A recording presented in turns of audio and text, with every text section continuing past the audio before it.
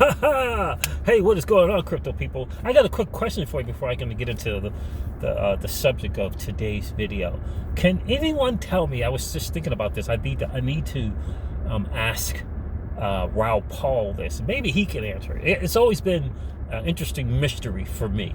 Why is it that Ripple, or how is it that Ripple was able to get a meeting and meetings with the IMF back in the day? A lot of you people may be new to the XRP community. Ripple, the company, was actually in meetings. There's pictures with Brad and I think maybe even Chris Larson with Madam Christine Lagarde when she was at the head of the IMF, at the IMF location, at their headquarters, or wherever they happen to be. And I was just thinking about, how is it the IMF, International Monetary Fund, they're generally having meetings with countries, right?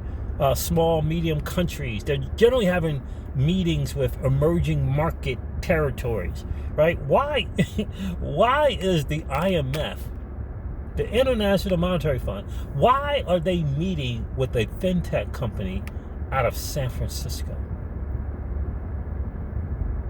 Like, no one has really been able to answer that question, right? Who makes the call? Who takes that meeting? How does that happen? Another one for you, Raul Paul, if you're listening. Do me a favor, guys, and retweet this, share this video out on to Raul Paul. See if he can answer this one as well.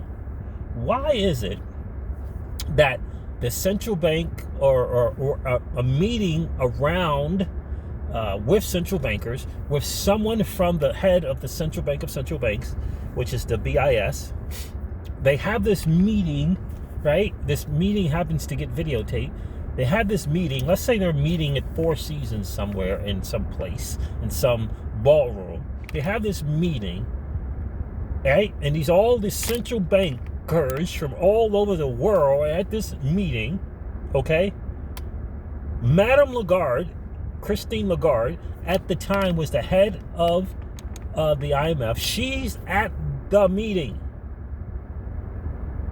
She is in the audience, and Brad Garlinghouse, now someone was from the BIS was there. I can't remember if it was the Augustine dude or if there was someone representing her. I can't really remember. I think Augustine was there, right? Madame Lagarde, the head of the IMF, is in the right. She's at the little table, and Brad Garlinghouse is up there in front addressing central bankers, the CEO of a fintech company. How does that happen? I think if there's ever a point in time where you want to kind of go back to something and just think about that, those two events. We all know that Ripple met with the IMF more than once, right? More than one occasion. And you got this meeting at this particular event where Brad is one of four people addressing the central bankers. And if I'm not mistaken, it was one of the four people was a very, very prominent person as well. But my point to that is, how is, again, I want you to think about this, a CEO of a fintech company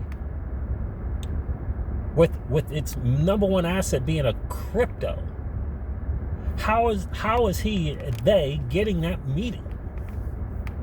Like, you gotta ask yourself that.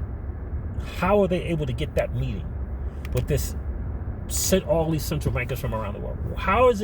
Why is the IMF meeting with a fintech company out of San Francisco? I mean, just think about that for a second. Just think about that for a second. Please, someone explain that to me. Please, someone get this video out to Raul Paul and ask him, number one, had he even heard that happened? And why does the IMF meet with a fintech company?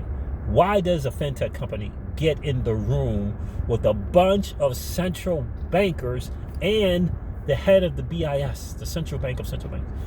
Why for? How is that possible? Right? How is that possible? Anyway, so I listened to this video. Shout out to Crypto Eddie. Crypto, I don't know why I'm tearing eye up here.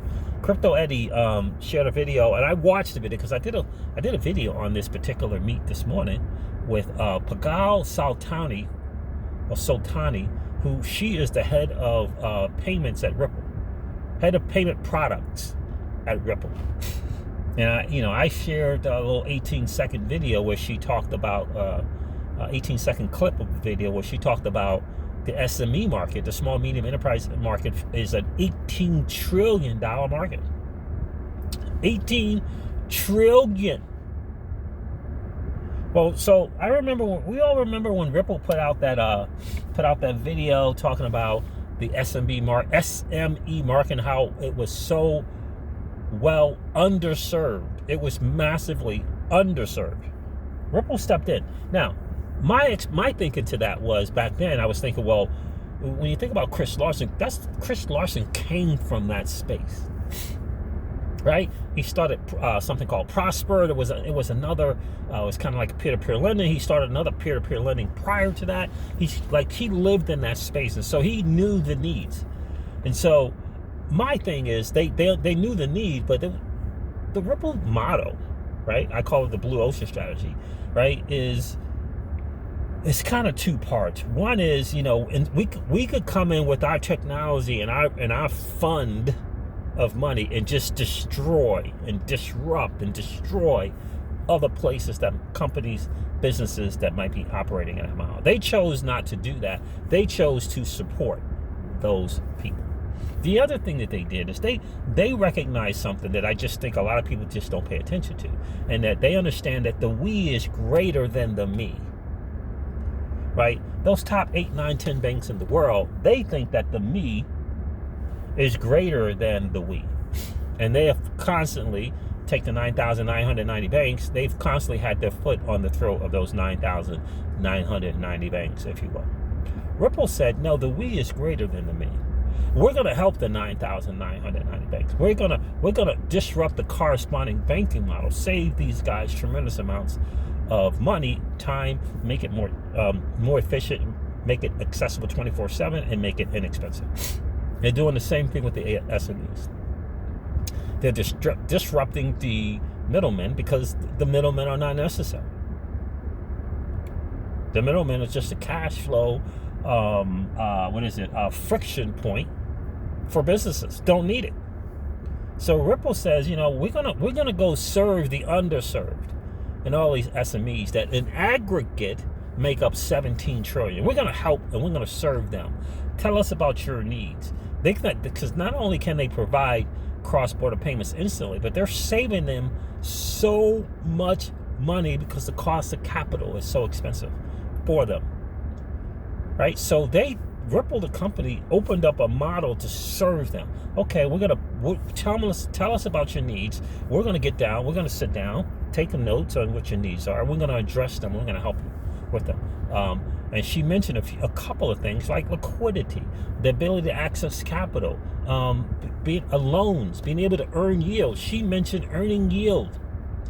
And so taking the money that they can, that they have, whatever that cash flow they have, and be able to earn more yield because of blockchain technology, DLT, than they can get in traditional banking. First of all, traditional banking is not, they're not open arms to the SMEs. They consider them individually, they consider them irrelevant. But Ripple said, no, the we is greater than the me. So better yield on their money. And in addition to that, they can go out and get loans at their, with this AMM that's coming up for Ripple, they can go out and get loans at rates that they enjoy, that they appreciate. The SMEs can go in and pick and choose their loans, right? Because people like ourselves are going to be providing XRP for liquidity so that they can borrow against it. It's genius in motion. Genius in freaking motion. Please, someone answer those two questions that I asked in the beginning. What in the world is a fintech company? How in the world is a fintech company from San Francisco meeting with both the IMF and the BIS and the central bankers? Just explain to me why for, how to, how come. Let me know in the chat, in the comments, and also do me a favor, get this to Raul Paul somehow. See if he can answer that one for us. The IMF is not just taking meetings. Good night. All right, guys, listen, I'm going to wrap it up. This has been your XRP Ripple Drive Time news in around 0 to 10 minutes. I hope it has been of value to you. If it has, do me a favor, hit that like button. And please don't forget to, if you're hanging out watching the Crypto Seeds, please consider subscribing to the channel. Yeah. And don't forget to ring that notification bell so you know whenever we go live or whenever we upload a video. I'm going to end this one like I do all my videos and remind you guys of this. That old money doesn't want you to win. But that's okay, though. Because you and I, we're already winning. I'll talk to you soon, guys. See ya. Bye.